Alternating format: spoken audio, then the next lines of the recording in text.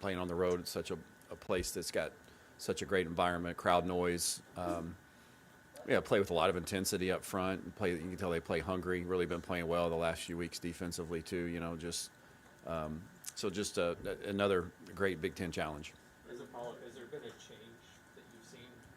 Yeah, they shifted a little bit. They did. After the Oklahoma game, they shifted, and so we've been focused a little bit more on kind of what they've been playing the last 3 weeks.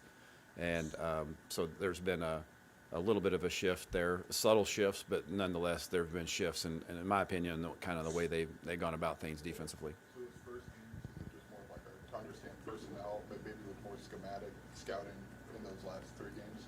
Yeah, I'd say that's fair to say that the personnel hadn't changed, and the overall structure of the defense really hasn't changed, but maybe the influence of the shift in coordinators and kind of how they're going about business has changed to some degree. Do you feel like you got done during the bye week what you would hope? I know we talked about red zone last week, but it was something you guys had discussed. Yeah, obviously we went back and did a pretty thorough study on, what of all of it, the good, the bad, and the ugly of all of everything that's transpired so far to this point in the season. So it was always good to kind of step back and look at those things and say, look what we did well, look what we have done well, have not done well, and what we need to fix in order to continue to be an effective offense down the stretch. How can we enhance that? And so, but yeah, I thought just the open date in general, just the health of our players and the mental freshness. It was good to be back on the field yesterday with them, and you could see that they were, anxious to get back started and had a lot of energy for a Sunday afternoon practice. And so I was really pleased with that. But I thought we accomplished exactly what we wanted to accomplish during the bye week. Red zone focus? Do you focus more? Is it more red zone time on the field? Is it just making it a emphasis when you talk? Like, how do you make it more focused? Yeah, I think it's what I've always believed is that in a healthy culture, which we have here, is that players always give you what you emphasize, and so whatever that might be. Off-season academics, whatever. If you emphasize it to them, they hear that, they respond to that, and so it's obviously something that it's not just something you just show up on Saturday and like anything. Third down, being backed up, any situational football. We talk at length about that. Coach does a great job of helping us understand as coaches and players that the game, when you peel the game back, it's a lot of it's about situational football, and so it's obviously something that our players understand, but in particular, when you're trying to address an area of concern, it's not just a Saturday deal. It's a Sunday, Monday, Tuesday deal. So it's a little bit more of practice time devoted to some of those things, which kind of happens organically this week because we come out of an open date, so we've had time even though it's a Tuesday tomorrow, we're a little bit further ahead in our planning than we would normally be on a Tuesday in a quick turnaround game week. So it affords you the opportunity to maybe emphasize a segment more than others. Your guards, the 2 junior college kids that you brought in, and what did you think you would get from a development standpoint in year 1 out of them? I think they've exceeded what you would think that you would have gotten just from any first-year player. And, they have just done a great job. Isaiah was able to come in earlier than Zai. And I think for both of them, for what they've been able to bring to our offensive line, it's been really impressive. And they've just brought a great deal of consistency and effort and being sponges. They've just done a great job of coming in and trying to learn what Bart's teaching them and taking that to heart and applying it on the field with their natural abilities. And they both have plenty of that from a natural ability standpoint. So they have been an important part of what we've done, among other, transfer players and first-year players that have helped us, but those 2 in particular have just continued to get better and better each week, and we're going to need them to play well down the stretch and Saturday because I think we're just, as a unit, they're offensively with the offensive line starting to gel together and getting some consistency there has been good. If Josh is able to go, what would that bring back to the offense this weekend? Well, I mean, that would be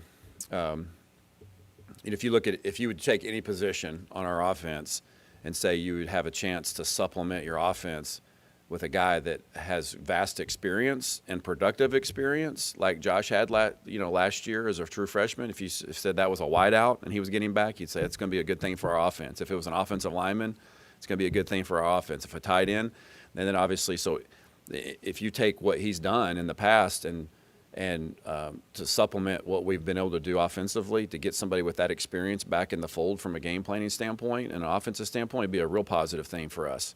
And so he's worked really hard to get himself back in position to I'm sure that's a lonely world. I've mentioned that before. When these young men go through these injuries and they miss significant time, that's a lonely world for them to be in. A lot of time away from the field, a lot of time away from the game, a lot of time in the training room and the training staff. And he's really committed himself to get to attacking that in his recovery and from his injury, and he's put himself in position to be close to, I think to getting back to helping to make an impact on our offensive team. How do you maybe try to exploit, what you did in the bye week this week in terms of can you dive a little deeper, or do you mention good energy on a Sunday? Just can you maybe feed off the players, kind of itching to be back out and doing stuff? Well, I think just in general, the bye date, the schedule is really set up well for us just overall throughout the course of the season. And I don't mean that favorably from who we're playing, but just the timeline of the way the season's unfolded, to be able to play a 3 and then a 4 game and then to play those 3 games back to back to back that we played, in our conference, and to be able to hit the reset button, both to get them refreshed and recharged mentally and physically, I think was huge for us from our team standpoint. Coach has been talking about it for a long time now, and it's unveiled itself in a really nice way for us. And so to be able to take advantage of the momentum that we've had, that we've developed, the way that our players have played over the last several weeks, and combine that with being able to recharge their batteries, I think you saw a real fresh team. And we'll need all of that Saturday to going into Nebraska because they're coming off the same thing, and they're refreshed, and they've got a lot at stake as well. With the line and having new pieces involved, did you guys enter the season thinking it might take a little bit of time to hit that new? Is there a moment or anything that you maybe kind of can recall, either seeing film or in a game, where you thought it was starting to, those pieces were coming together? Well, I think, I personally was pretty pleased with where we were at and after spring. I didn't really know what to expect coming into it, and because I knew that we had lost a lot of production, a lot of players that had played a lot of games had moved on. And I felt left after the spring, I felt like the offensive line was the strength of our offense leaving the spring practice. Just nobody really asked me that, but in my mind, I thought just their consistency and their development was going to be a strength of ours, and that has held true. And but yes, to some degree too, you knew that there was going to be some growing pains within games of playing with each other for the first time in a new system, playing side by side with each other. And so I think you've seen their work ethic and the coaching that they've received from Bart and his staff there that has they've just gotten better and better each week, and they're hungry, and they're all eyes and all ears. And we only go as far as they lead us, and they've led us quite well so far to this point, and it's going to continue to get tougher and tougher each week. The more success we've had running the ball, the more attention that brings to trying to defend that and stop it, and so it's going to create more and more challenges that require that group to lead and play well for us to be successful. Did you go out on the road recruiting? I did. What kind of reception did you get? Yeah, it was really positive, and I think no matter, right now, if anybody pays any attention to college football at all, whether you go to California, Florida, you're in state, you go to New York, wherever you might go, I think people recognize, the success and the type of year that we've had to this point, and it creates a buzz and a conversation. So that's always nice to go on your open date, being 6-1 and having, representing the University of Illinois. I think that's a positive thing. I've been a part of bye dates and, wore different logos where, you were 1-6 going to the open date, and sometimes you went in there with just your, maybe you didn't have your logo on, so it's nice to be able to wear that. It's a good thing, a lot of positive momentum. We got to continue to, obviously the challenge for us is to capitalize on the momentum that's being created and to keep that going, which, will be a big deal Saturday at 2:30. It'd be a great challenge for us. You talk about scouting. Yep. Do you rely any on your defensive colleagues and go, hey, are there tells, are there things that you can scheme up on us that I'm just not seeing? Well, we did that some during fall camp as we got to know each other. A lot of that came from there. I think we kind of broke up this week and looked more internally about what we can control. But, one of the things that's been to a man on this staff defensively, I've had conversations with them through the course of spring and the summer are going against each other about asking them what they see, what we do well, what do you think that we do that causes you problems? And those guys have such a great feel of of just football in general, and obviously the way that they coach and work with each other is really impressive. But those guys have been very helpful to me, all of them, and each of them have had a vast amount of experience in their past too. So it's been fun to have those conversations. Sometimes it's happened on the golf course, but sometimes it's happened in the office too about what they see and what we could do better to enhance our offense, and have a great respect for those guys' opinion. How do you like the functionality of having 6 linemen who are getting meaningful snaps? Like, what does that give you, and any cons to trying to get 6 guys in there?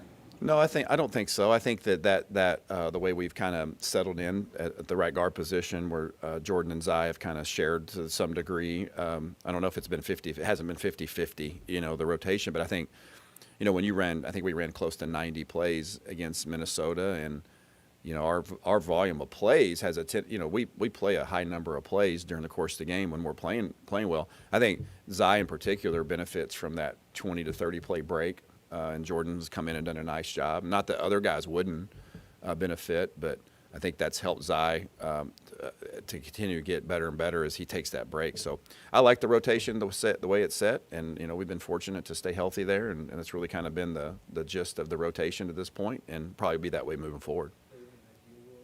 Offense coordinator comes in, he goes, handpicks a quarterback, and this was kind of more of an arranged partnership with you and Tommy. Like, why has this dynamic worked, and why has it been successful? Like, and how has that relationship grown? Yeah, that's a good question, and I think we've talked about that, before, and even Tommy and I think have had that conversation. It's like, hey, you didn't, our parents did a nice job arranging the marriage. Is what it came down to. It's what is that show is that Love at First Sight or Marriage at First Sight or whatever? It's kind of what we went. We just kind of showed up at the altar together, and there we were, and it's worked out pretty well from that perspective. It's been, obviously, super thrilled that Coach had been aggressive in recruiting him and got him here in the program, and then and he didn't know what to expect from me, and from a scheme standpoint, we shifted, to be honest with you, probably what he was expecting to play in, and really at the end of the day, it's probably really worked out very, very, very well for both sides, because I think he's really kind of perfect for what we're trying to do. He's a really natural fit for what we're trying to do offensively, and I think we've been able to showcase some of his skills, and I think there's more to be available in that regard, as he continues to settle in, and we're halfway through the season now where he's got a really good feel of what we're trying to do, and his instincts have really kicked in lately. Is he the kind of guy you look for moving forward? Just the dynamic skill set, I guess, that he brings? Yeah, I think so. Yeah, I think that they're all come in different shapes and sizes, and backgrounds and all that stuff. But yeah, I think the way he gets rid of the ball and how quick he gets rid of the ball is something that's important. And I think he moves well enough to create plays on his own. I mean, he doesn't run 4.5, but he can run, and he's made a lot of plays with his feet already. And that's always a good thing when you can find somebody that does that. So yeah, I mean, I don't think you can go out and say we're going to go cookie cutter and look for, a guy just like Tommy DeVito, but I think just seeing his skills apply to what we're doing offensively helps me and helps us focus in on, okay, these are some of the attributes that you're looking for. And, I think his greatest attribute is the fact that he's a winner and a competitor. But obviously there's some physical traits that do fit well, and to, being in the shotgun a lot of the times, having a read on a lot of things, and having a lot of things that he can do to get rid of the ball really quickly. I think that's those are all some of the common denominators that you're looking for. Is there something about the 19-play 9-minute drives that makes it more difficult to punch it in at the end, as opposed to maybe you can get like a chunk play and a couple, or maybe moving it that way? Yeah, I think that's fair to say. I mean, just statistically, just the odds, the more plays you run, the more things that could happen to inhibit a drive. I mean, a penalty, a loss to TFL, that's a lot of calls. It's an extraordinary, or it's an extravagant amount of plays really for football in general. I mean, to have that many plays, I mean, it's hard to piece that together to say you're going to have an 18 or 19 play drive, and in particular only have 3 points out of it. So, yeah, I think, I mean, we like for the great example, the touchdown we had against Minnesota, the first one, it was maybe an 8 or 9 play drive, and we scored from 40 out. I mean, we want to try to score from far. That's one thing that it's a positive thing when you don't have to get down there in the confined field spaces. We like moving the ball and getting down there. So however we can get the score, we're going to take it. That, but yeah, I think that's one thing that we can improve on is having a chance to score and having create some more chunk yardage plays to where you don't have to rely on, running a 15 or 17 play drive. Now, one of the things about those drives is there's a lot of execution inside of those drives that's required, and we did that at a pretty high level. But when you run that many plays, it's a little bit of a ticking time bomb because it's hard to, it's hard to execute that many plays in a row without having a breakdown. And so, to your point, it's one of the areas that we need to get better at is to maybe creating a little more opportunities, more explosive plays to where you don't have to have as many plays to get down there. We're good? Thanks, everybody. Good to see everybody.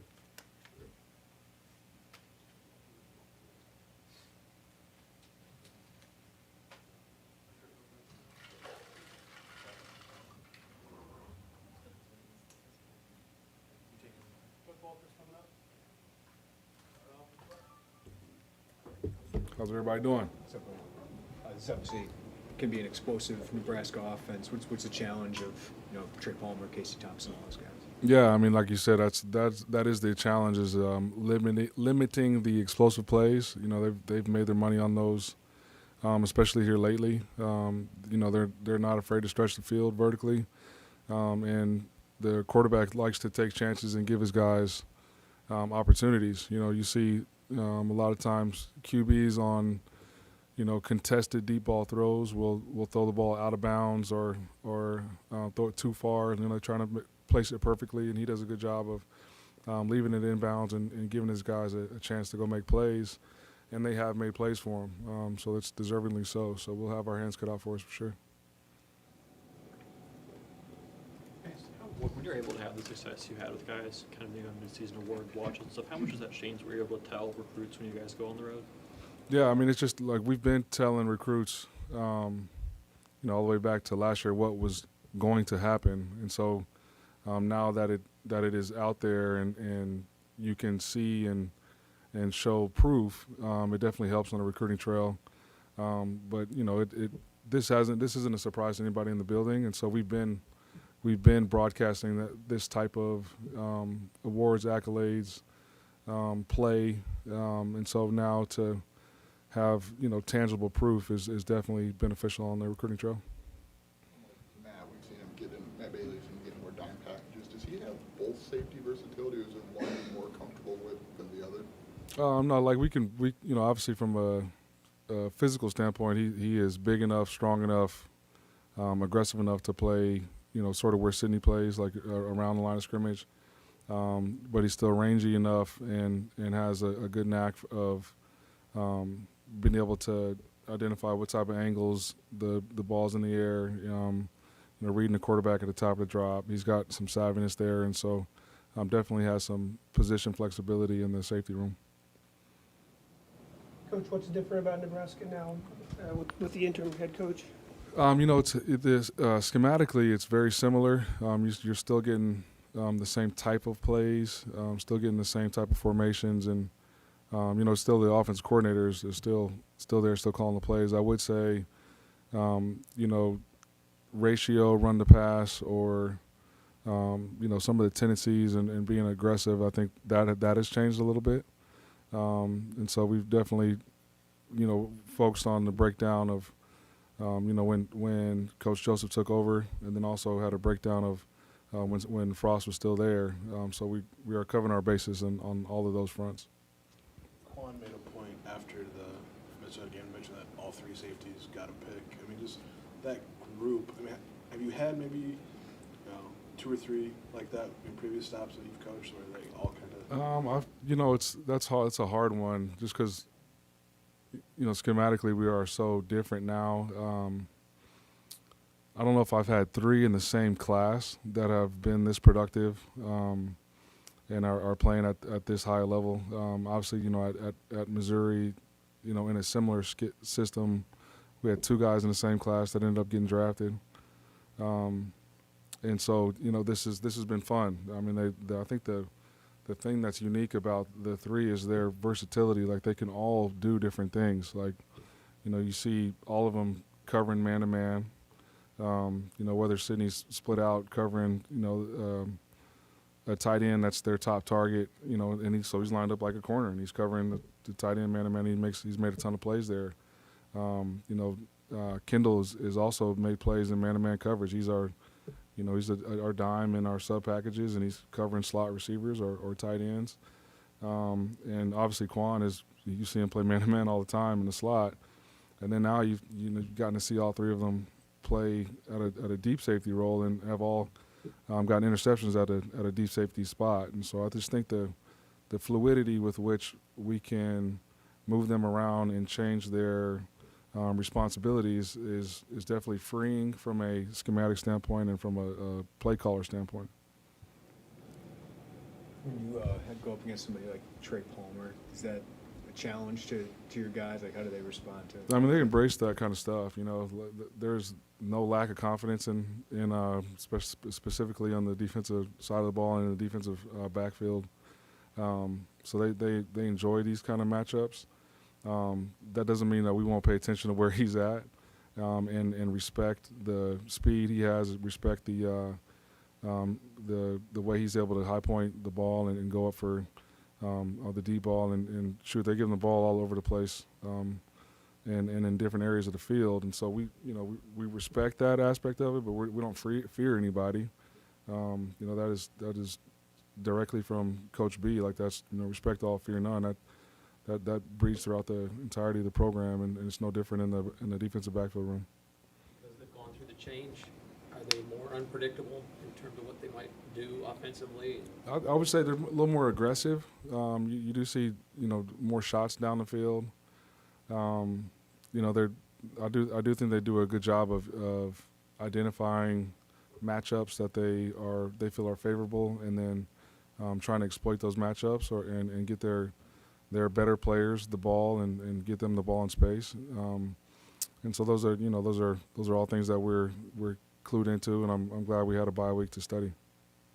There's not a lot of guys that have played there with a sold-out crowd. Last time there was 2020. Like, Yeah. what do you tell them about playing in Lincoln from your days? Yeah, it's it is a great atmosphere to play. Obviously, playing at Colorado, I was able to play there, I think 2 or 3 years out of my time there. The fans are very in tune to football IQ. Like they know what is going on. They know when to cheer and how loud to cheer. I also know that it gets dead silent when you make plays there. And so, I've sort of talked through to our guys, what to expect. And they're also very polite fans at the end of the game. So, there will be momentum swings, and we just got to do a good job of not hearing those momentum swings and not paying attention to them and just focusing in on our job. I do think going to playing at Wisconsin earlier this year will help prepare us. I think playing at Penn State last year for the guys that are back, it will definitely be some environments to be able to draw on. But at the end of the day, it's just about focusing in on us and doing our job. When you recruit a kid who can play either side of the ball, is there a conversation between you and the offensive staff, or is it more of a we'll figure it out when he gets here kind of? It's actually going through the recruiting process. You got to ask the prospect like what do they want to be when they get here, and at our place we are truthful with our recruits, and if we're recruiting a guy that's playing both ways but we're recruiting him on defense, then we'll make that known, and so there won't be any surprises when they get on campus. But generally it's the prospect's wishes on what side of the ball he wants to play. Then that side recruits him, and when they get here, that's the position they're going to play.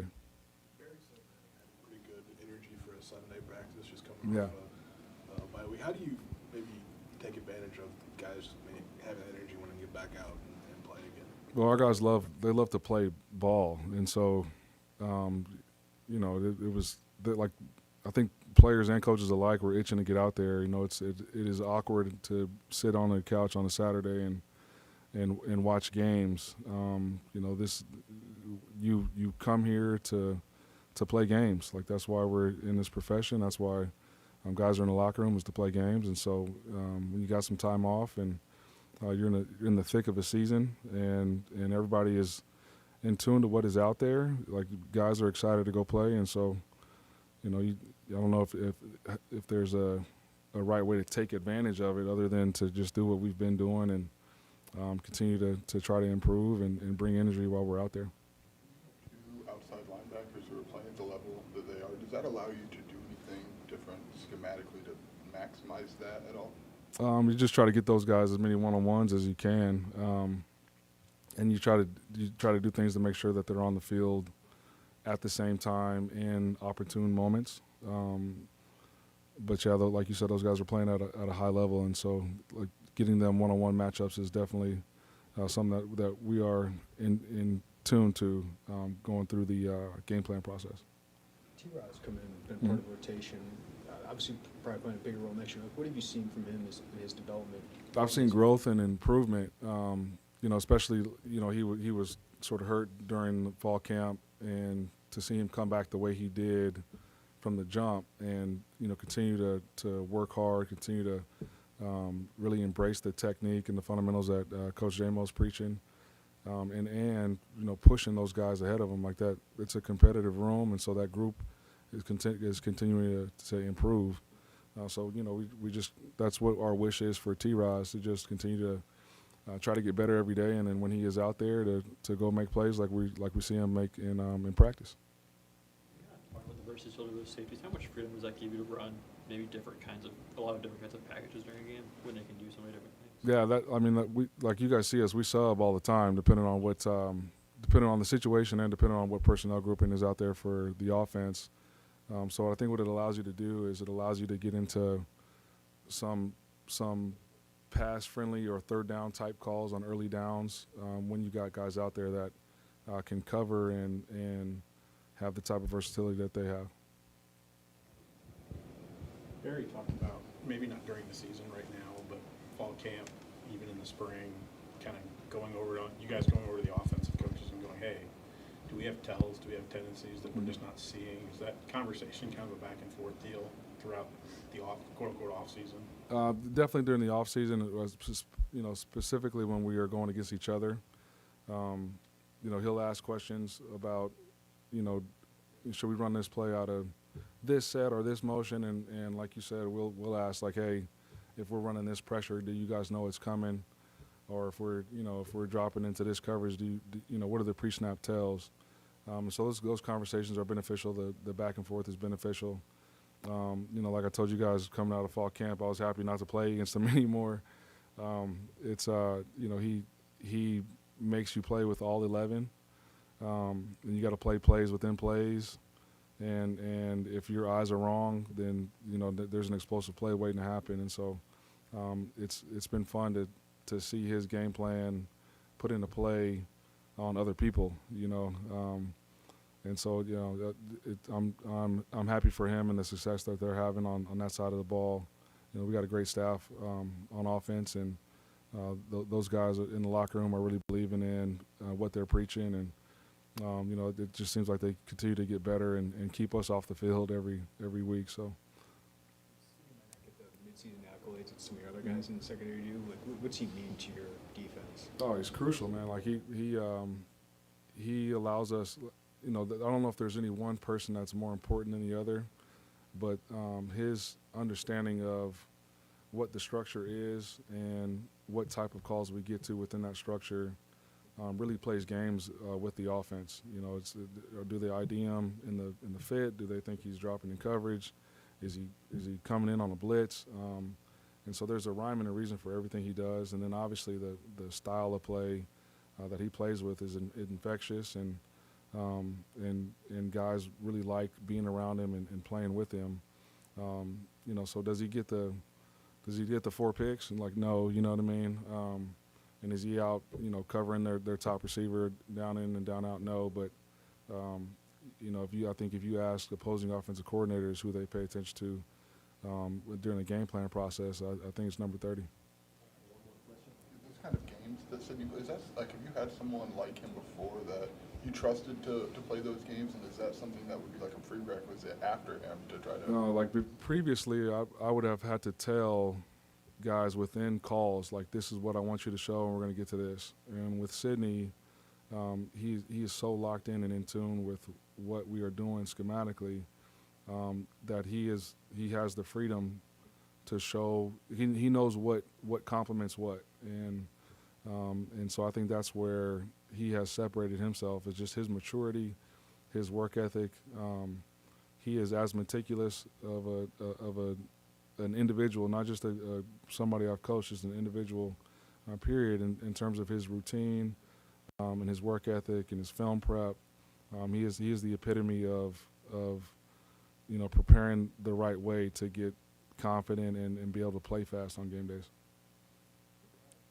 I appreciate you guys.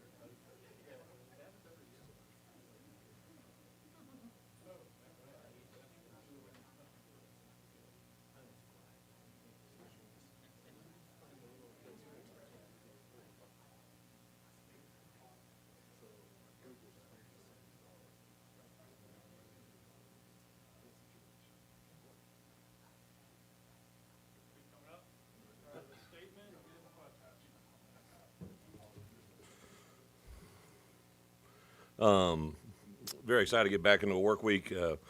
Last week we maximized it from a staff standpoint, just really just recruiting on the front end of the week, player development during the middle of the week.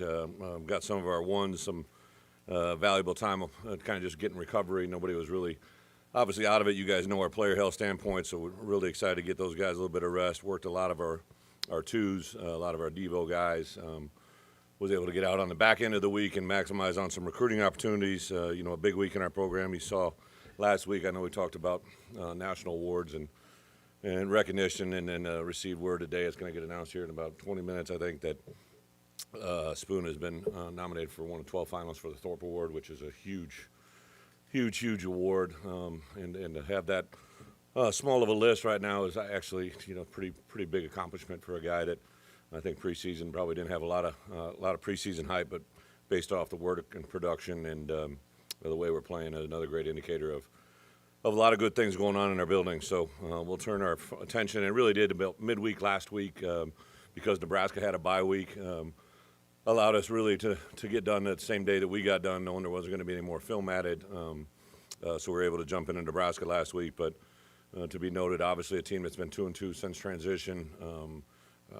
I think Coach Joseph, because he played there, he definitely had a huge impact on kind of just what's happened since that transition. I noticed a difference on offense, defense, and really even on special teams, the way they're playing the game, the way they're, especially at home, which we're going into. They were able to beat an Indiana team by 2 scores, something we weren't able to do. So a very talented football team, got a lot of athletic ability on the perimeter, on both offense, defense. They got big guys up front that play physical Big Ten football. So a tremendous challenge for us, and I think they're, coming out of a bye week, they did very well in that Indiana game. So all the key ingredients for us to be ready to play a really good game on Saturday. Excited for the opportunity. So go ahead. No game over the weekend, but did you feel like this weekend was a big win for Illinois football, given the landscape of how the Big Ten West played out? I get the question. I understand the point, but really we just worry about Nebraska. I think outside world always pays attention. Not to say as a head coach you don't look at things as they lay. We literally started Sunday's meeting just as we would any other game or any other week. Just look at the world of college football around you. It's fun to be in that position. A year ago, I didn't really do that, but we started doing that this year, even before we really became someone that got talked about, because I wanted them to understand what was coming. Barry, about the relationship with him and Tommy. He said it was an arranged marriage that's worked out pretty well. What did you see? Great way to phrase it. Yeah, I mean, that's obviously a different dynamic. Usually it's OC bringing a quarterback, but it was obviously a different timing. How have you seen them? Why does the partnership work for Well, them? I think you guys know me well enough by now to know that probably there was a lot more thought in it than the outside world, right? At some point, I knew transition was going to happen, and at that point, I also probably knew the direction that I was strongly leaning. There was a reason that we kind of recruited the way we did in December and put things in place. I give a lot of credit to Tommy to being open to it, because really at the time there were some people flirting with him that could have been options that maybe looked a little sexier, a little better at that time, and he just stayed the course with us. I think his dad was a tremendous impact. His mom and dad both. I think he relies on them quite a bit, and when I went in there, I think they realized the sincerity and the honesty and the approach and what I thought we could deliver. So there's just a lot of positives that I think showed faith, Tommy and us, before it was real, which I think is why now, when things begin to happen, it's probably ingrained that even more. And to be quite honest, when there was a bump in the road, his faith, his trust, like all of his comments that he keeps saying to you guys were, I know what we're doing, I know how it's working. He works with Barry on a daily basis and those other guys around him. So, a lot of positives. Did I think it would work with Barry? I did, yeah. Barry, as you guys have gotten to know, is a very sarcastic, dry, a very unique personality. I think even our staff took a while to kind of get used to this guy that's pretty guided in his approach. I don't know how much we've mic'd him up, but he really is a very funny person and very.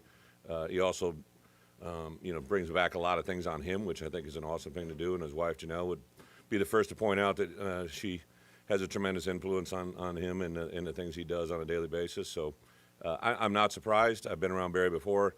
I've made this comment several times. I named him the punt team coordinator back in the day because I knew he had a coordinator voice and I wanted to see it and I wanted to help build it. And then obviously what you see today is a byproduct of that.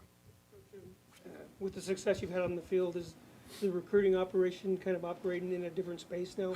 Well, twofold. So, when we entered the season, we knew we had somewhere 14 to 16 guys that were for sure going to be done, right?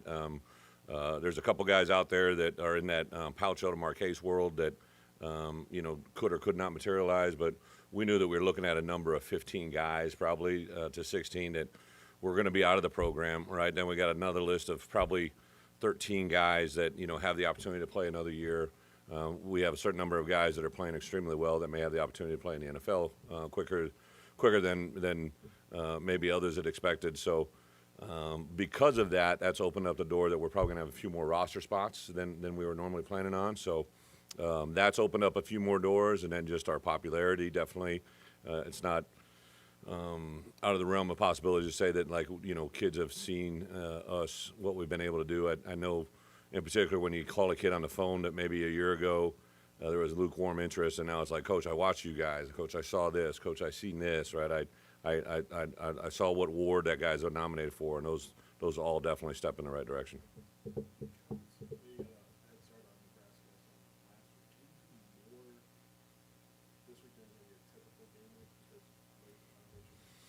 You mean more in our game plan? Yeah, I think there's always a guarded thing in my mind that, like, just because you have more time doesn't need more volume, right? Like, I think we play well when, case in point, Ryan, right? I've made that point several times. His call sheet's not huge, right? He does what we do very, very well. We do it very fast, and we play with physicality. I think offensively that's definitely carried forward as well. So we'll definitely have a little bit more preparation and game plan time, but I'm not saying it's going to necessarily increase the volume of what you might see. I guess I know last week you guys said Black Home Day, you just gave them a little time where they weren't on the field. What's that? The Minnesota week, you said. Yeah. It took a little less time on the field. Oh, I see what you're saying. Just time. Yeah. So, how did that help, and how did they respond? Do you keep doing that? Yeah. I don't think there's any doubt that we've played our last 3 games, the fourth quarter, as strong or better than our opponent. I don't think that anybody can look at the Wisconsin, Iowa, Minnesota game and not say that, for us to play at a higher level in the second half was very obvious. And I just want to make sure that we contain that going into that bye week. And in the bye week, we did certain things. Even though we may not be on the field practicing, they were definitely involved with Tank and his crew. We were very conscientious about spiking their heart rate, keeping their conditioning value. Thursday was last Thursday was very much like a Tuesday of game week for us, just our approach. What that means is early down value, things that we did, it was all Nebraska. And then Friday they got an extended workout, which they don't normally get with our game week because obviously we're playing on Saturday. And then yesterday we were able to, throw at them another, 15-period practice that is before we even get into a normal game week on Tuesday. So we've definitely gotten in good work. I think for us, we recognize that for me as a head coach, we have Nebraska, but then we have a 4-game, 2 home, 2 away that we have to be at our best in every one of those, but also understand that there's a steady crescendo to the end of it, right? And if there's one thing our kids, I think, if you ask them what they have faith in is anything I put in front of them from a scheduling standpoint, they just buy into it without question and go out and do what we ask them to do. What are you getting out of your transfer guards, your 2 transfer guards that you got that made this thing go? And Great question. Are they at the point where you thought they'd be as first-year players? 2 different guys, right? For instance, Isaiah came in light and bulked up 15-20. Zai came in a little heavy and trimmed down 15-20. Isaiah obviously is probably just from a pure, if you're looking at numbers, contributed a lot more snaps at 2 positions. He's played left guard and left tackle. But Zai is playing his best football by far in the last couple games. I would say after the 3rd or 4th game, I kind of had a conversation with him and said, hey, all right, we're in the honeymoon phase is behind us, right? I need you to play a little physicality. I play with a little bit better pad level. Take that step that I think he's ready to make, and he did it, right? And to be quite honest, Zai comes from, in an environment really small, high school football in Mississippi. Played at a junior college, and probably in his mind even played that last game of junior college football thinking he was going to be back at Mississippi Gulf Coast for another year, and then we found a way to appeal to the NCAA and get him eligible. And now all of a sudden he's in this environment where he's in a Big Ten environment, and then he's running with the 2 deep, and all of a sudden he becomes a starter. And there's a lot of things that have been thrown at him. He's probably one of the more enjoyable kids. We heavily involve him in some of our recruiting, use him as kind of a spokesman about what we can do and what we can be.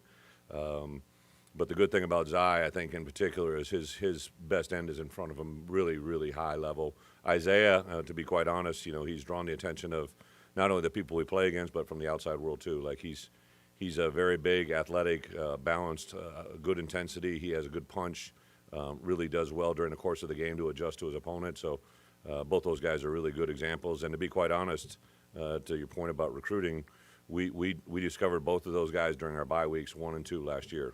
Isaiah in bye week 1 and Zai in bye week 2, and that has a huge impact on our program right now. Said he came out of spring feeling comfortable at the offensive line and where it was going. Did you think there was going to, just because the new faces, did you think it was going to take a little bit of of time to fully kind of hit that stride? I knew we hadn't maximized what we could be, but I definitely felt that we were trending in the right direction. You know, at that point, we either right when we got done with spring ball, however it laid out, obviously Doug and V got drafted, right? And I think it's I used to say it to people would come to our program and they like regular visitors, football people, right? And they'd be like, "Wow, you look different." And I'm like, "What do you mean?" And they're like, "Well, your O-line, D-line just look a lot different," right? And I knew what they're saying, but I kind of wanted to grasp because I respect them. What are you saying? And I could tell right away from the outside observer that like we were different at the offensive line, and then especially our defensive coaches talked about it during spring drill about how different and competitive the drills have become with our offensive line, inside drill, one-on-ones. And I thought it was, you know, for me as a coach that just went 5-7, for me to say we had 2 linemen get drafted and thought we could improve, like that was to me like I was kind of talking a little bit of gibberish in my own head, right? But I knew I saw what I saw. And then when we got into fall camp, when Julian Pearl went through an entire summer, when Palcho reshaped his body, when Pilstrom continued to grow at the center position, and then really the 3 guards, I bring it up all the time. Jordan Slaughter's value is worth its weight in gold. He's the best 6 man in football or basketball that I've ever seen, right? So like he really brings a lot of really good value that allows us to sub in Zai a little bit, and as well as other positions. So yeah, I could see it trending that way. I've seen this rodeo before. I just needed to see it firsthand. Some of the television commentators were remarking how consistent your team has played. How much have they played like they've practiced? Good point. We say, you know, I've said this, I told this to my staff the first time we ever got together, and I've said it to our players, right? One of the greatest values you can bring to an organization is consistency, right? Like when I interviewed with Josh, you know, I talked about, hey, one of the things we're going to do is we're consistently going to prepare every day to get better, right? Like as a head coach, when I hire assistants, I often say the best value you can bring me is consistency, because if you are consistently good in one thing, I can work that. But if you're consistently not good in some area, I know how to compensate that, right? Or I know how to drive you to be better. So sometimes consistency is two-edged, right? Everybody wants it to be great, but also you can protect the things that you don't do well, right? And that's probably the key that offensively, defensively, and special teams, our coaches have done a really good job. We're maximizing and being consistent at things we do well, and we're persistently trying to stay away from the things we don't do well, because those will get better with time. And then I literally just had this conversation with our team during the bye week, right? Everybody, and I showed examples of media and opposing coaches, people that we play against. I put media quotes from our opponents all the time up to our team, because that's the greatest indicator of what people think of you. And one of the things I said is consistency is a really great thing when you talk about success, but it has an evil cousin called complacency that can bring you failure, right? And that's the driving edge right now, is to keep complacency out of our business, out of our building, offensively, defensively, special teams, and especially the coaching staff as well. Does Josh McCray add to the offense that maybe you didn't have before without him? Well, Josh is just another quality back, right? And I'm not, you know, implying that we didn't. Chase Hayden and obviously Reggie have done a really good job, but we kind of got the double whammy there last week. Both those guys they had prepped all along as our number 2 and number 3, and we lost them very quickly in that game. Reggie went out in the first quarter, and then Chase had a contusion on his hand that limited his ability to grip. So both those guys are cleared now, but it really quickly turned on us on that game.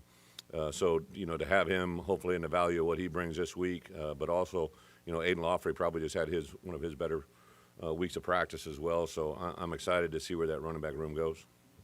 Come in and say you look different on the line. What do they mean? Like, is it physicality, confidence, scheme? Like, Probably the big 3: size, ability, and results, right? Like we definitely got, it's not a shock, right? Zion and Isaiah are considerably bigger than our guards from a year ago. I think it was right here, right, when you guys started a little propaganda campaign, what I said about our offensive line, right? Like there was really, it was just stating the obvious, right? Like I think we needed to have length and size, and to quickly put 2 guards that come in at 6'4" plus. They have 6'7" length. They have great lead and power in their lower body, and it just changes the dynamic of the room. Palcho and Pearl had been here, right? But I thought those guys could be anchors on the outside edge. I thought we could have some value inside, and now some of those other guys are really starting to bring it along as well. You mentioned people outside showing interest in your guys. Is that the good problem you want to have in your program? When the It's a NFL great problem. I think one of the advantages that I didn't really think about when I had it rolling at Wisco, we went to Wisconsin, Arkansas, and obviously didn't have success my first year, but went to 3 straight bowl games. One of the things that I kind of evaluated after my tenure there was, I lost 3 guys to the draft a year earlier than I thought. And when you start talking about a roster that has good players, right, you expect those good players to finish, right? Or I understand leaving early for a second round or a first round grade, but had some guys leave that didn't leave in that capacity. And then now you're shorthanded. Now you're expecting one of your best players to be coming back at a position that he's no longer there at. And that has an effect on your team. And you can't replace that. And then my last year at Arkansas, I lost 1 at tackle, 1 at running back, and 1 at tight end. And that hurts your offense in a very big way. So, I've been better prepared for that moment, to be quite honest. This last week, I probably went through our roster management, myself and Pat Embleton, and then last night with our staff for 2 hours about not just what we have on our roster right now, but what we project to have, and if we don't have those same projections, what our course of action is. So we're just a much better prepared organization. Coach, what's been your experience coaching in Lincoln? I mean, obviously you coached against this team quite a bit. What makes it a difficult place to play? Yeah, so my first experience, I was an assistant at Iowa. We had a home-and-home series against Nebraska back in the day before there was ever, this new conference realignment. It was strictly just a home-and-home against a Nebraska opponent. And I remember going over there and getting the cheers running on the field, right? And then they cheered louder when you left because you lost. But then my next experience, I was at Nebraska. I was at Kansas State, and we went there. And we actually had success and won there, and I think it was the first time Kansas State had been to the Lincoln and beat them there, and it was 30, 40 years, whatever it was. And then the next year they came to our place, and we did it again, right? So I really enjoyed the tenacity of the environment we played in, and then actually that was the last time I was there because we didn't play them during my tenure at Wisconsin at their place. So. It's a great environment, very comparable in my mind. It's kind of like some of your Big Ten venues. It's a very vertical stadium, a lot of people, very interactive crowd, and one that I'm excited to let our guys play. Do you expect a snap count for him on Saturday? Or Well, yeah. When we were coming back from this, we've been very guided about how much we've let him do and where we're at. We practiced a little bit yesterday, but a lot of what we see on Saturday will be a byproduct of what we see today. Tomorrow, Wednesday, and Thursday to get to Saturday. I do, but it's not a guaranteed right now. Last week that getting some Devo practices was good during the bye week. That when bowl practices start, that'd be another opportunity. Is that something either you or someone on your staff has started scheduling already since you've got it? Yeah. So I know what the rule is, right? What we don't know right now is when our season will end and when our bowl game will come into play. So I know what's coming. I just know what the ratio would be. And then for us, a little bit has to also be around academic schedule, right? So you got finals week that's included in that. Sometimes underclassmen's volume of academic requirements is a little bit more significant than upperclassmen who have less classes. So it's really a work in progress. The only person who needs to know it is me, and I got it.